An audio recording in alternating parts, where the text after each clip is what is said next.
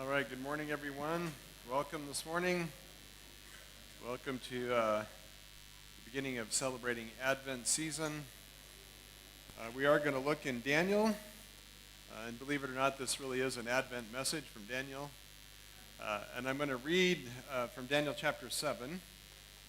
I was going to read the whole chapter, but I think I'm just going to read verses 1 to 14 to start. So Daniel 7, 1 through 14. And let's read. In the first year of Belshazzar, king of Babylon, Daniel saw a dream and visions of his head as he lay in his bed. Then he wrote down the dream and told the sum of the matter. Daniel declared, I saw in my vision by night, and behold, the four winds of heaven were stirring up the great sea, and four great beasts came up out of the sea, different from one another. The first was like a lion and had eagle's wings.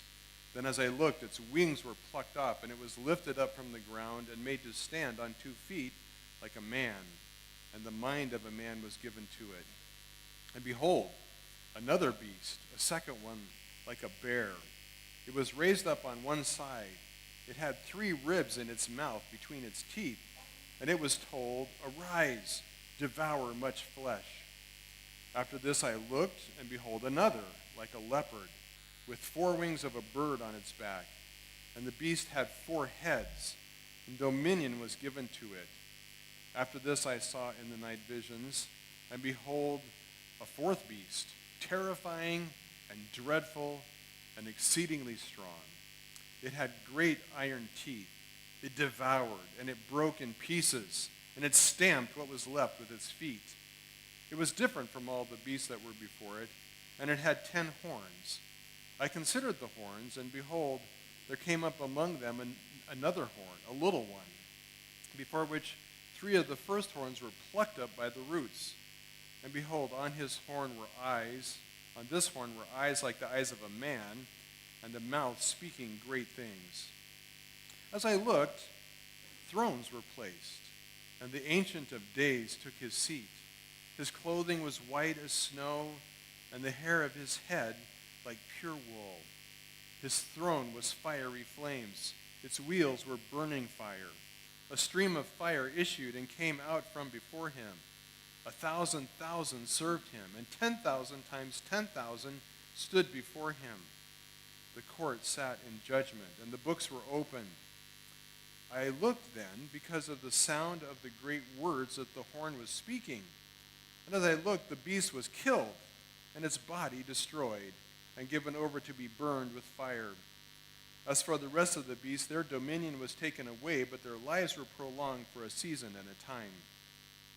I saw in the night visions, and behold, with the clouds of heaven, there came one like a son of man. And he came to the Ancient of Days and was presented before him. And to him was given dominion and glory and a kingdom, that all peoples, nations, and languages should serve him. His dominion is an everlasting dominion which shall not pass away, and his kingdom one that shall not be destroyed. As we shared, as we started Advent, we lit this morning the prophecy candle.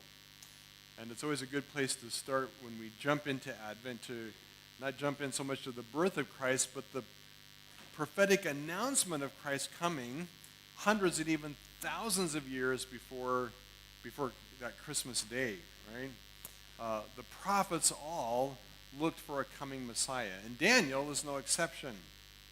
Daniel anticipates this coming Messiah, which is fulfilled in Jesus, right? And the most clear place, there's a couple places in Daniel where we see this Advent picture, this first coming of Christ. Daniel, though, mostly focuses on Jesus' second coming, as we saw last week. But there are a couple glimpses that clearly point to Jesus' first coming, his Advent at Christmas. And we see this most clearly in this phrase, Son of Man, right? It says that one comes in the clouds like the Son of Man. And here in Daniel chapter 7. And what's interesting is in the Gospels, This was Jesus' favorite title for himself. Uh, Throughout the Gospels, over and over, he calls himself, he identifies himself as the Son of Man. Now, he was, according to the Gospel and according to what others called him, he is the Son of God, right? But Jesus almost never used that term of himself. And the couple instances where he uses the phrase Son of God, he actually uses it of himself indirectly, right? He says, well, this is people say that the Son of God will do this, but he doesn't really call it himself. What he likes to call himself is the Son of Man. Now, if we've read the Gospels, anybody here read the Gospels? Anybody? A couple of you, a couple of times. And we read through this, and Jesus says the Son of Man will do this, and the Son of Man will do that, and we kind of think, oh, we don't really know what it means, right? Because it's not an obvious title, right? It's not like the Son of God. The Son of God says something very clear and specific, that he's descendant from God. He comes from heaven. But what does he really mean by Son of Man, right? It was a title that I think Jesus used partly because it was hidden, because people didn't get it, and it didn't call a lot of attention to it, right? He could use this title, and it could be just, well, of course, we're all, by the way, we're all sons of man. Unless you're a daughter, then you're a daughter of man, right? It just means we're human, right?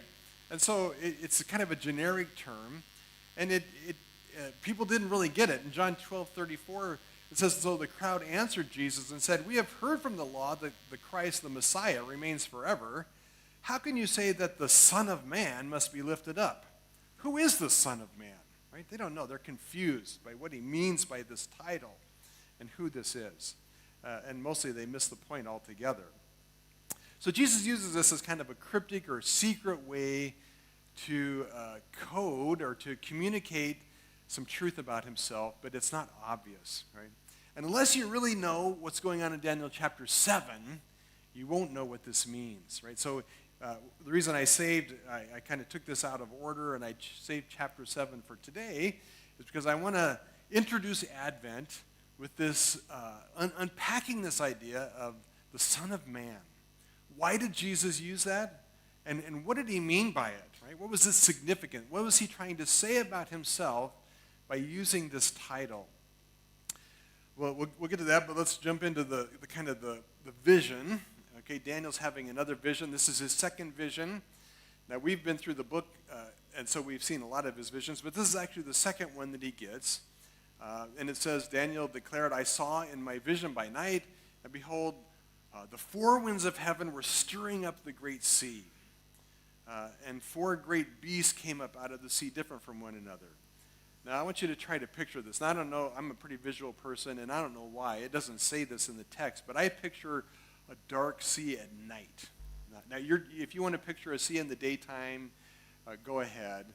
But what's important is that it says the four winds are stirring up this sea, right? So this is a sea that's being churned up. It's in turmoil and chaos.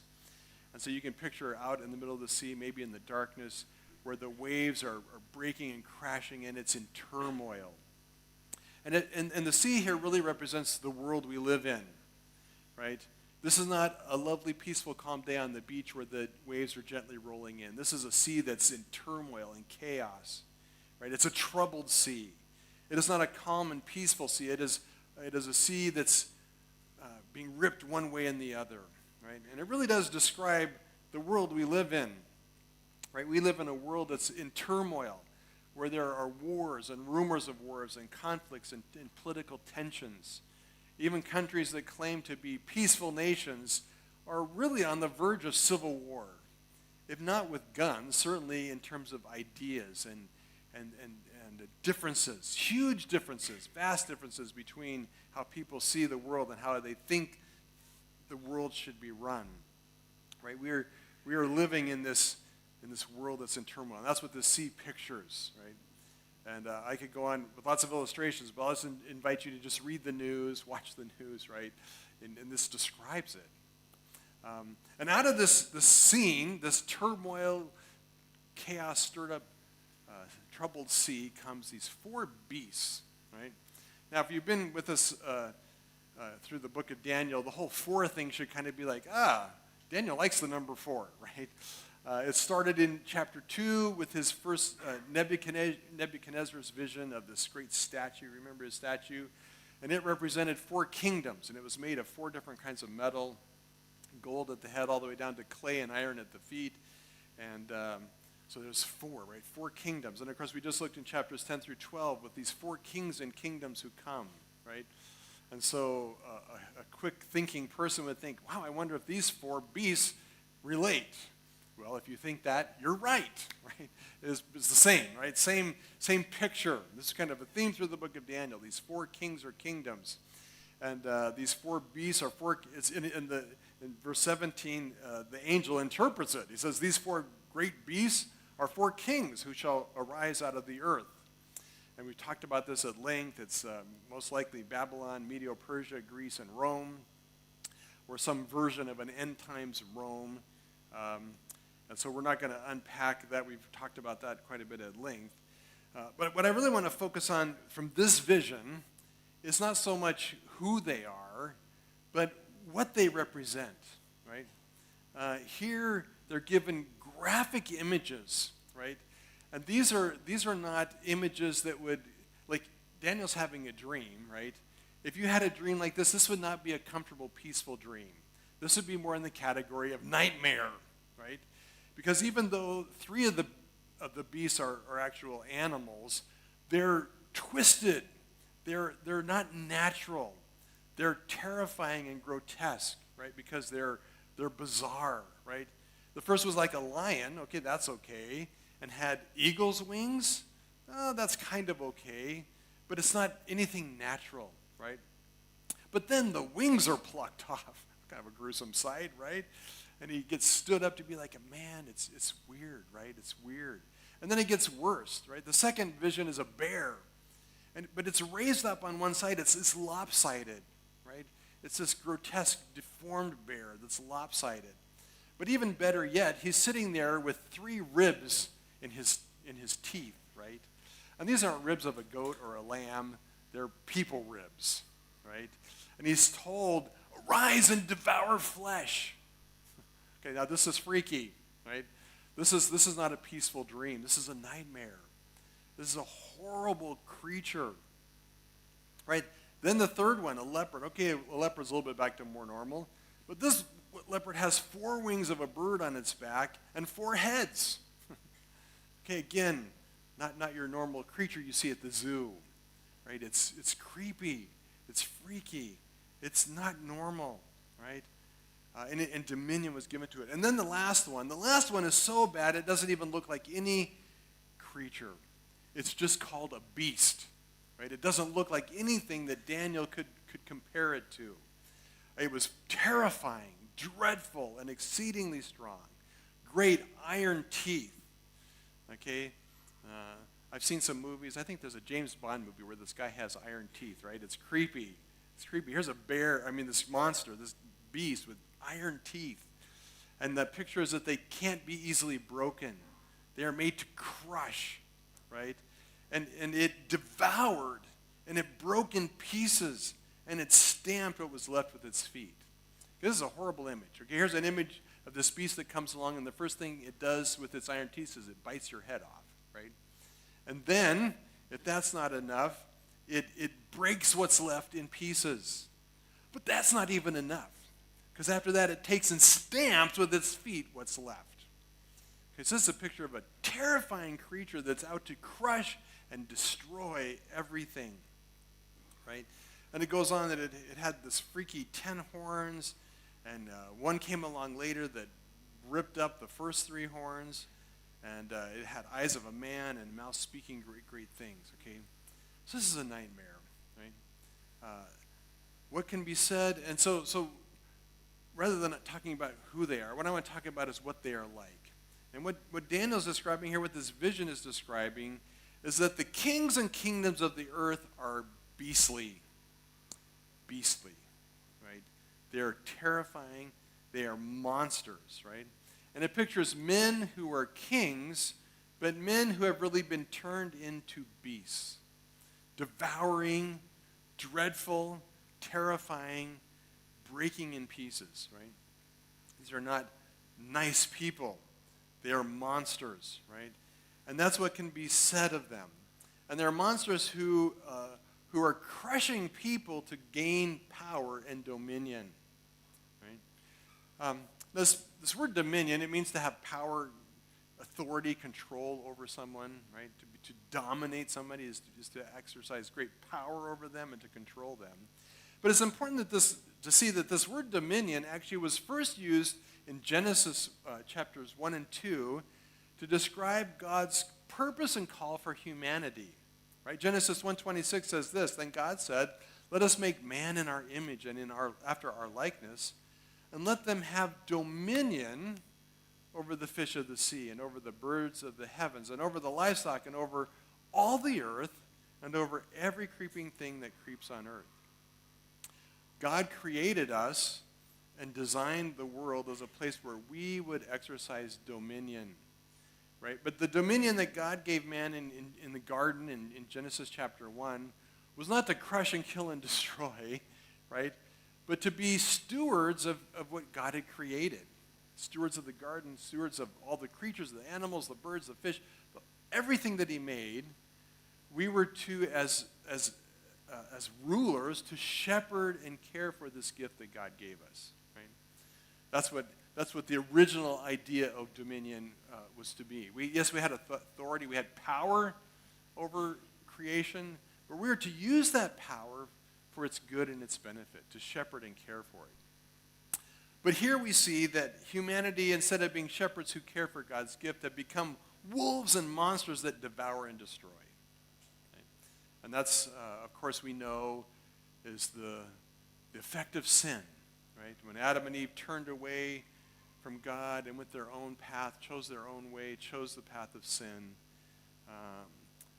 that dominion was corrupted, right? It was turned upside down.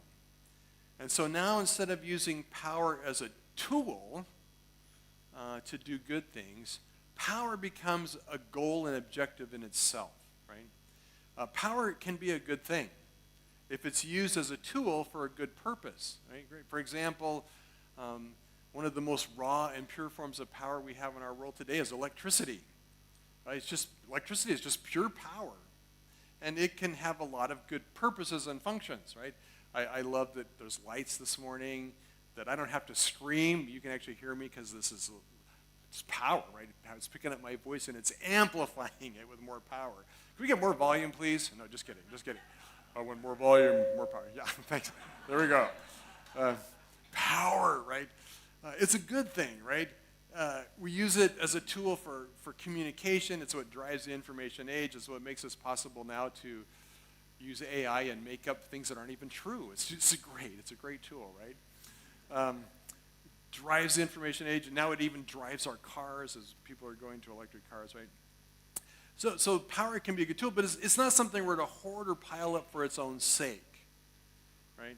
If we were to take this huge amount of power and just hoard it for its own sake, it no longer becomes a tool, it becomes a weapon, right? So you can use nuclear power to make electricity, but you can store nuclear energy in a bomb and use it to make yourself superior, to control others, to dominate others, right? And that's what this is a picture of as humanity, right? We have taken God's good gifts, even power and dominion, and we have used it now to bolster ourselves, to hoard it so that we can be more in control and dominate others. Not to bless and help others, but to dominate them, to have power over them, right? And of course here it's talking about world leaders, and we can all claim, well, I'm not a world leader. Although some of you are close to dictators, right? In your realm of influence, maybe, right? It's like, well, we're not world leaders, but this is really a picture of humanity. World leaders are like this only because humanity is like this. It's just that they have greater opportunities because they rose higher up the ladder.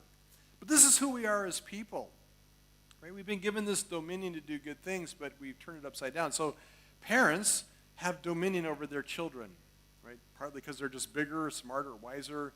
The little 1-year-old needs parents to take charge of their life, to care for them and shepherd them. And so When parents use that dominion, that power for the good and benefit of their children to provide and protect, that's a good thing. But if parents use it to crush their kids and to dominate them, that's a bad thing. Well, and that's the picture of these kings and rulers. They're rulers who have used their power not to benefit those they rule, but to control and dominate and crush. Right? And it's true of these four particular kingdoms, but if we look around us, it's true of governments in general.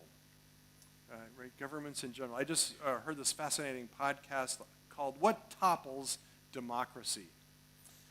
And it talked about this lady who studies democracy. And they say that right now, today, there are over 50 countries in the world where democracy is at risk of being toppled, right? Now, I'm not saying that democracy is the savior of the world, actually. But it's just fascinating that the governments where you have elected leaders, once they get elected, right? And it's not that these countries are not voting in leaders. They are. They're voting for their leaders.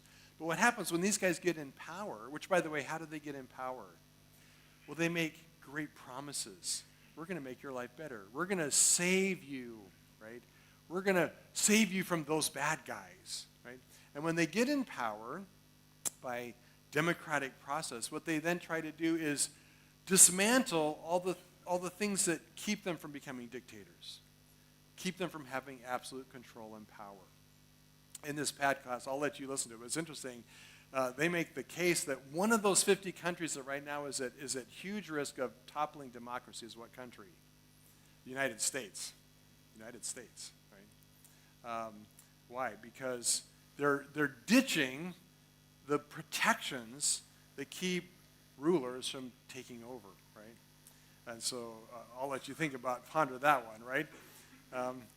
Let's bring it down to just more practical stuff. That's what rulers do, but we don't do that, right? Right? Let's think about this at a very practical, everyday level, okay?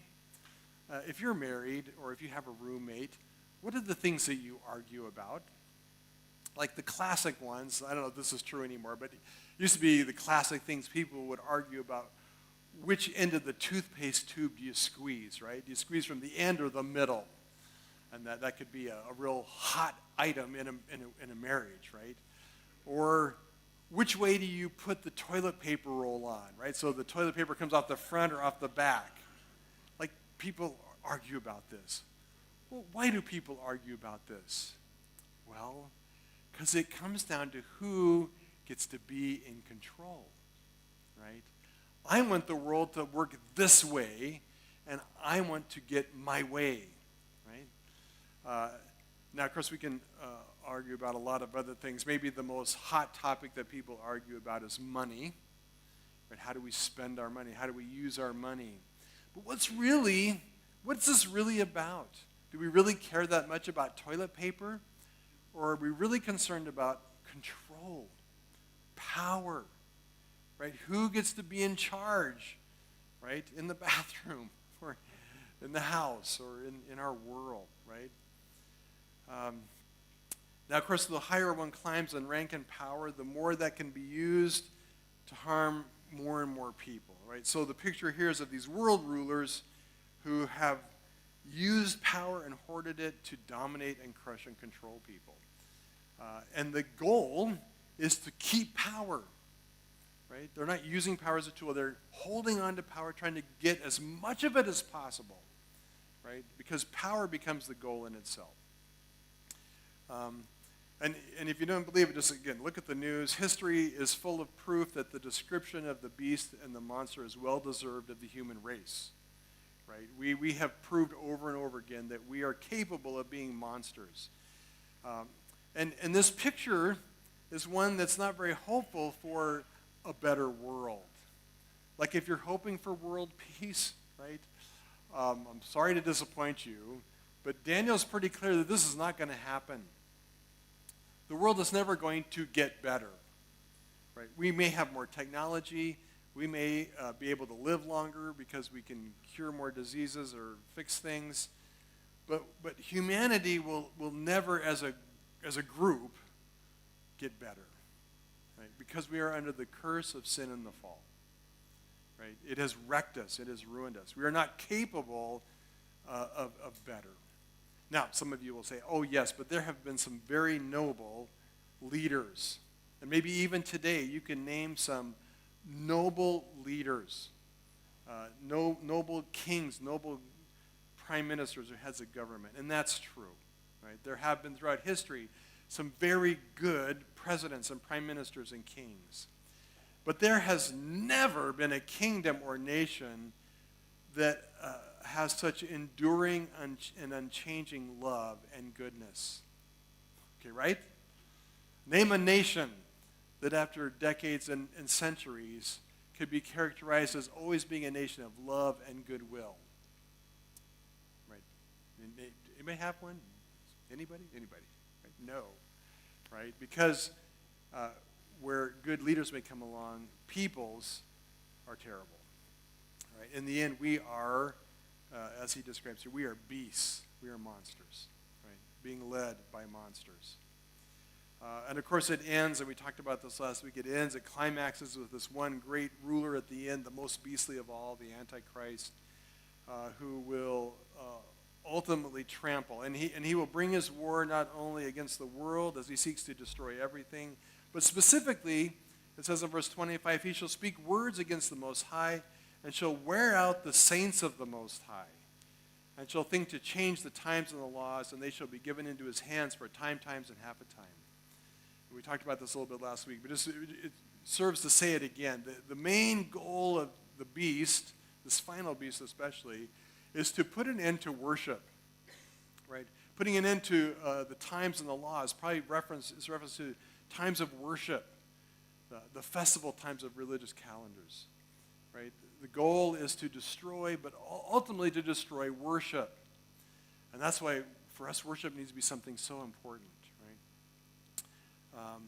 And this little beast, this little horn, will seek to crush the saints, most of all, and to put an end to the worship of the true and living God. So this all looks bad. It is bad. It's a nightmare. But then instantly, for Daniel, the scene changes. And there's a better picture that comes along. And that picture is in verse 9. He says, "And as I looked, thrones were placed, and the Ancient of Days took his seat. His clothing was white as snow, and the hair of his head like pure wool. His throne was fiery flames. Its wheels were burning fire. A stream of fire issued and came out from before him.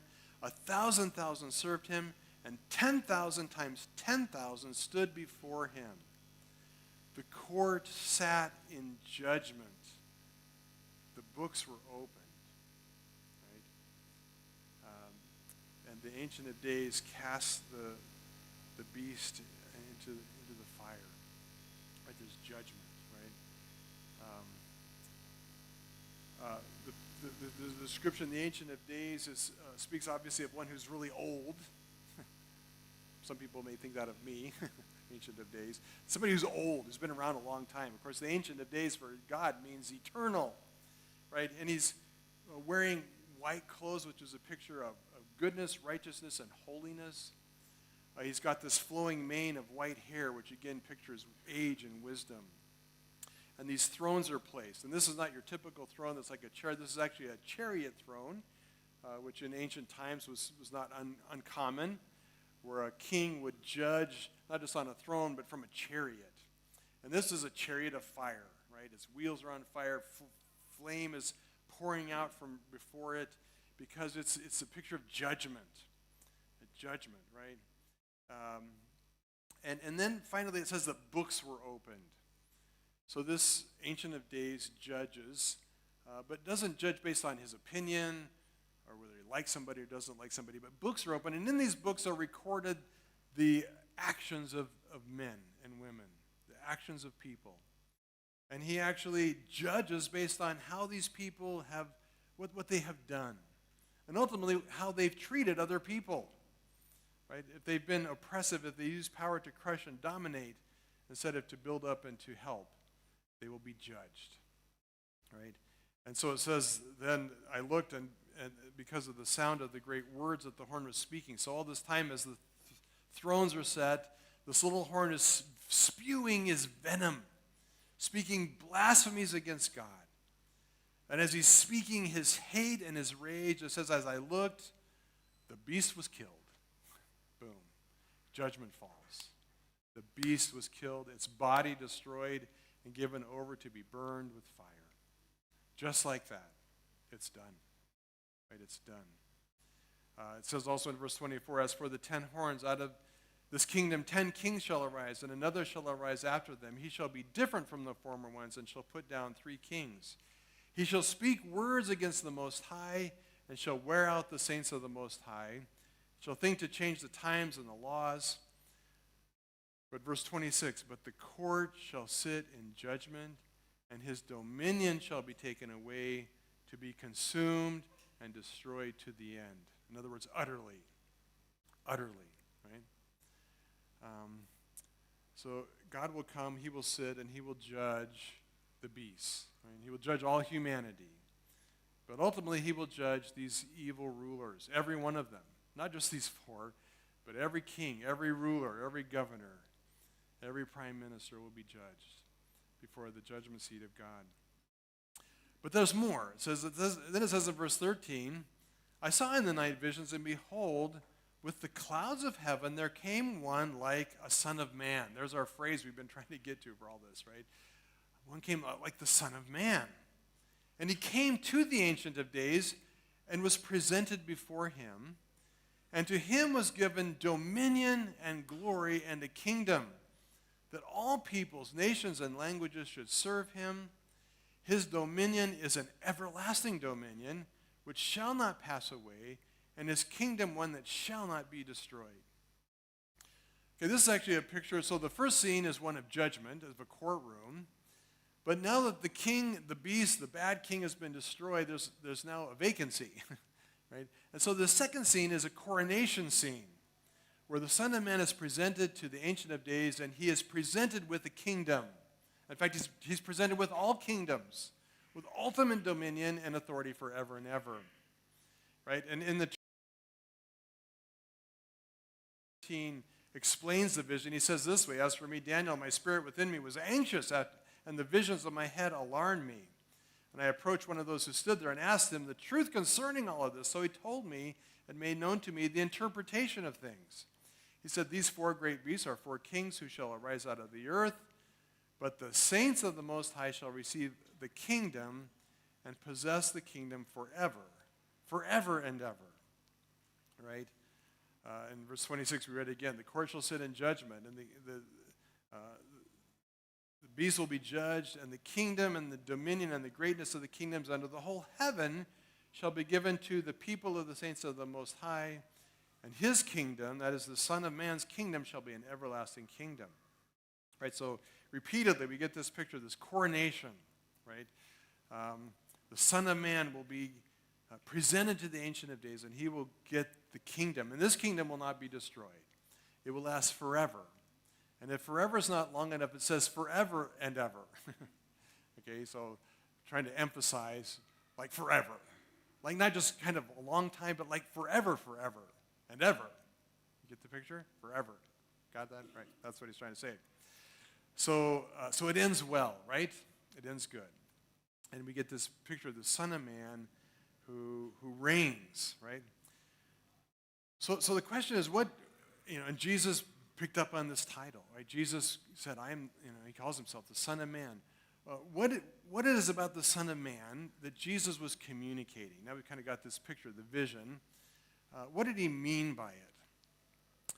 Well, if we took this story and we didn't really understand the rest of the Bible and who kind of the character of God, if we just looked at this, and this was the first time we'd really been introduced to God or judgment or whatever, it would be really easy to think, okay, so you got these 4 beasts, they're bad guys who are power hungry, who just want to crush and dominate. And then along comes this shiny white dude, right, who's older and significantly more powerful, who crushes them so that he can have dominion. Right? So, like, how is this any different, right? How is this God any different? How is he not just a beast like the other beasts, right? How is he not just a God who just power hungry and just wants to dominate and crush like everybody else, right? It'd be really easy to read this and kind of get this impression. Is the Son of Man just like them? Is he just one more beast, only he's just shinier, right? What does it mean, the Son of Man? What does it mean that he has more power and he can just overthrow whoever he wants? But does that make it right? Does it make him, really what we'd say is, does it make him worthy to rule? Like, should the Son of Man be king forever and ever and ever? What if he's just one more monster, right? And that's kind of bad news for all of us, right? So what does this tell us about why the Son of Man is worthy? So let me give you 4 things why I think the Son of Man is worthy from Daniel chapter 7. Well, 3 are from Daniel chapter 7. 1, we're going to kind of go outside of the book of Daniel. But let's just look at these 4 things real quick. First of all, he is worthy. We'll start with the Ancient of Days, actually. The Ancient of Days is worthy to judge because he's a righteous judge. Right? He's a righteous judge. Right? He's not just power hungry. He is all-powerful. He is the Most High, but he is drastically different than the monsters, than the beasts. First, he is described clothed in white with this flowing white hair. This is not just decoration. It's reflective of his character as a being who is holy, who is righteous, right? He judges based on principles of truth and justice. Now, he is a terrible judge. He's on this fiery throne. Fire issues forth from him. When he judges, he burns with fire. He judges with fire. He's terrible in his power. But his judgment is always based on principles of justice and truth. Right? He's not power hungry. Instead, he is hungry for what is right and good and true. Right? God is not power hungry. He is hungry for righteousness. And he is insistent that justice is handed out. Books are open. He judges based on facts, right? He judges based on how these people have treated others. Did they deal with compassion and love, caring for the best interest of others? Or were these people selfish and greedy, using others to serve their own interest? Right? That's the basis of his judgment. Why? Because that's what's right. Right? That's what justice is. Right? And so he is different because he is not just power hungry, but he's hungry for righteousness. He is judges basis on true justice and righteousness. Second thing, we see that both the Ancient of Days and more specifically the Son of Man are worthy of worship. Right? Worthy of worship. Right? So again, this description of the Son of Man I saw in the night visions, and behold, with the clouds of heaven there came one like a Son of Man. Now that's kind of weird, right? What does this mean? With the clouds of heaven. Well, there's a lot we could say about clouds, and I would like to talk more about clouds, but I don't have time. But let me just say this, that God is the one who rides the clouds. Right? If you look up in the sky, you can kind of look out there right now. If you can get the right view, you can see clouds out there that look awesome. I love clouds. And one of the things what I love about clouds is they're outside of our realm. Right? They're outside of our realm. Now, you may think, oh no, we can fly up there. We've got airplanes. We can go fly up there. Yeah? Okay, try this. Next time you're in the airplane, ask the pilot, hey, do you mind stopping? I want to check out this cloud. You mind stopping? I want to get out and kind of look around a little bit. Okay, try that. See what happens, right? They're a different realm, right?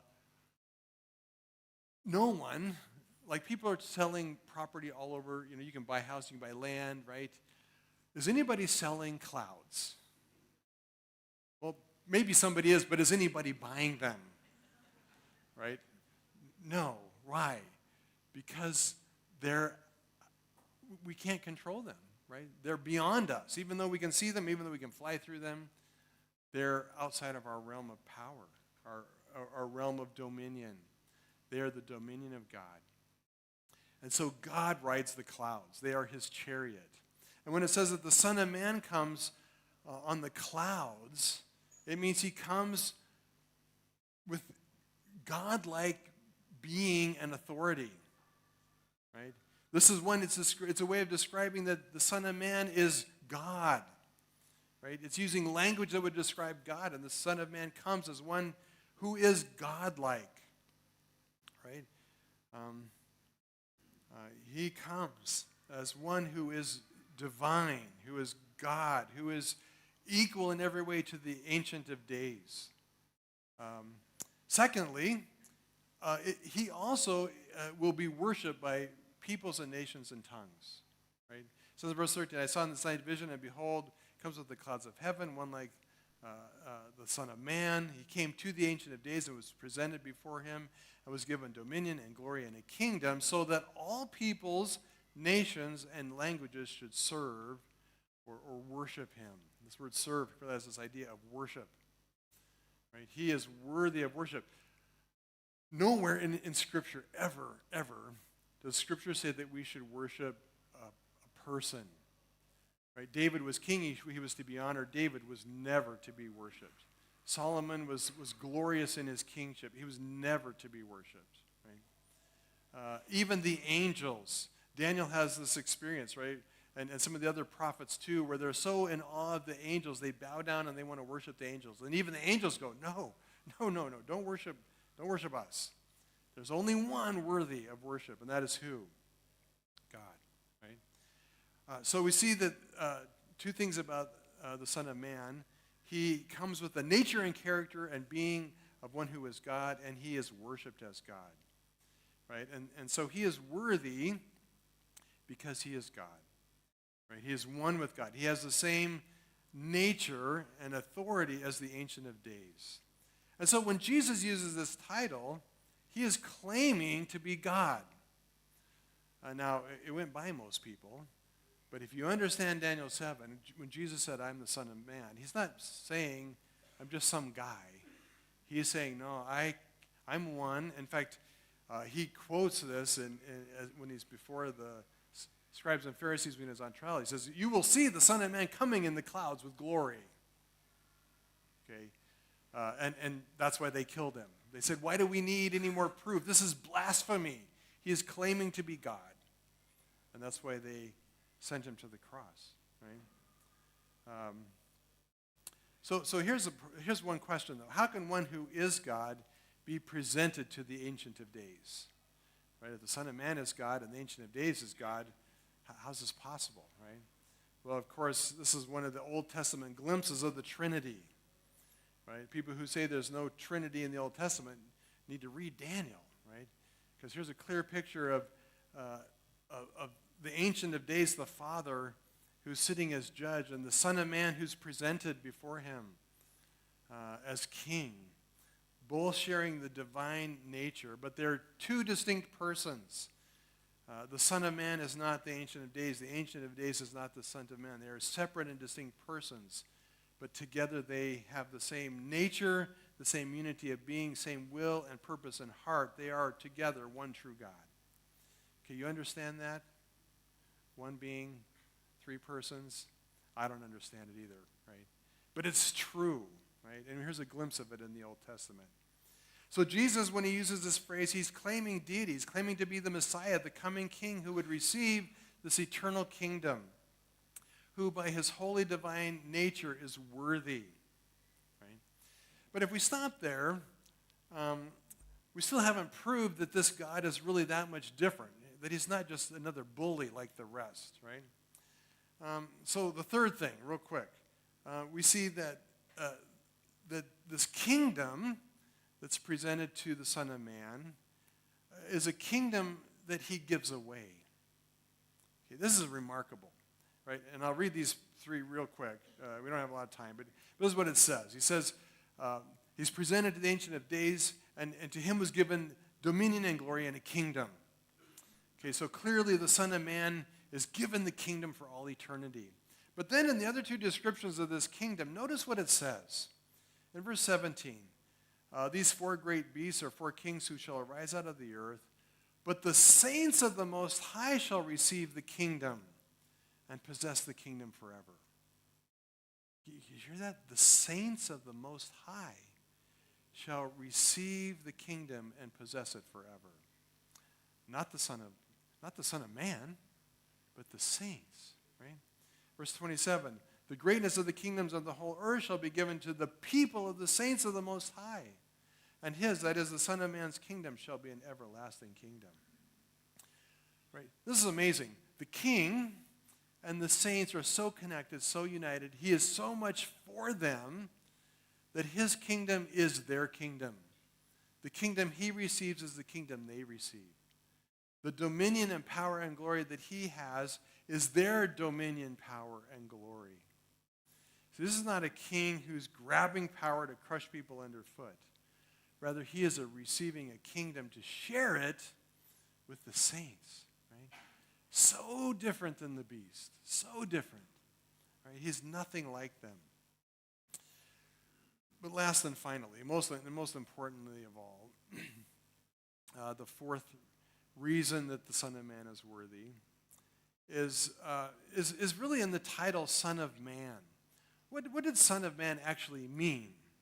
Right, it says the coming in the clouds is Son of Man. Well, literally, it just means it's a human, right?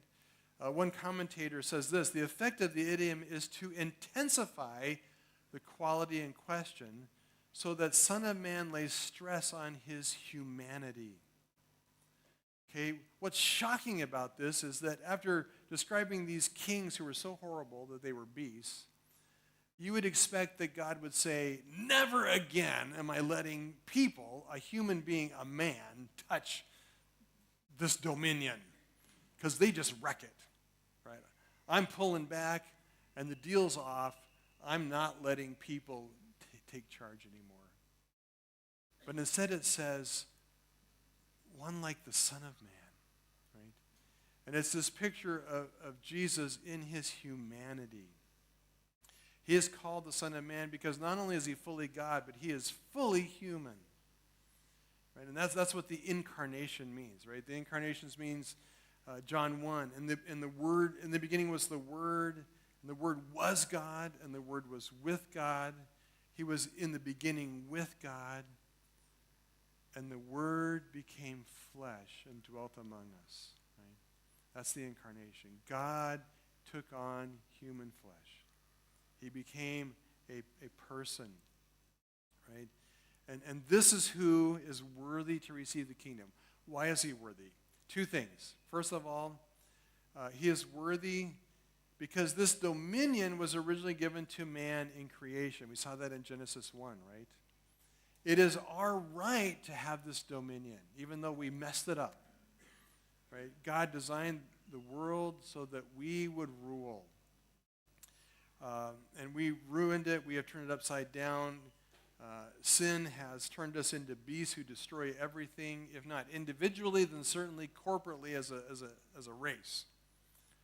Right? In order for God to restore creation to its original purpose and design, it was right and good and worthy that it should be a man who receives this dominion again. And Jesus becomes the ultimate perfect man, the fulfillment of everything God intended for us to be, so that he could have dominion, so that he could shepherd God's creation. And in him as our representative head, we all regain that right to rule and to shepherd what God has made. So he needed to be human to fulfill God's original design in creation. But lastly, and most importantly, right? It says that it's the saints of the Most High who share this kingdom. What does it mean to be a saint? Well, it doesn't mean that you have a halo. It doesn't mean you glow in the dark. It means that you have been sanctified. You have been a person who has been made holy. How are we made holy?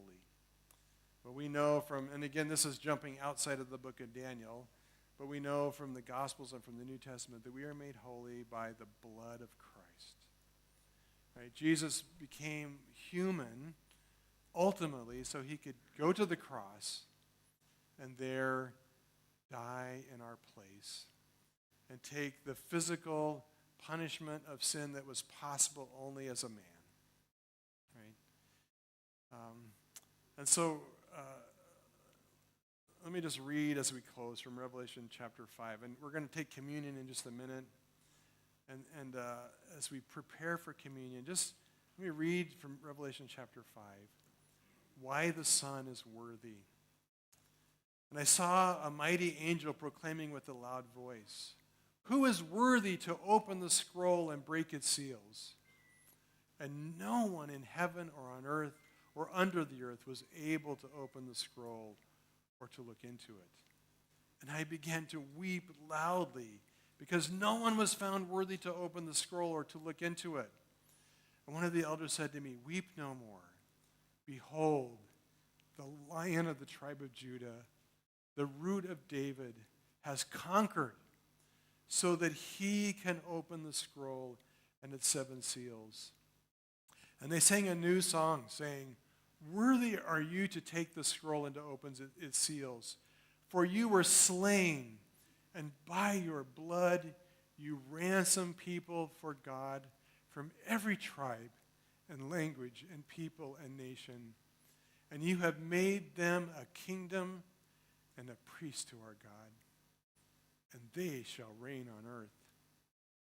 Then I looked and I heard around the throne and the living creatures and the elders the voice of many angels, numbering myriads of myriads and thousands of thousands, saying with a loud voice, "Worthy is the Lamb who was slain to receive power and wealth and wisdom and might and honor and glory and blessing."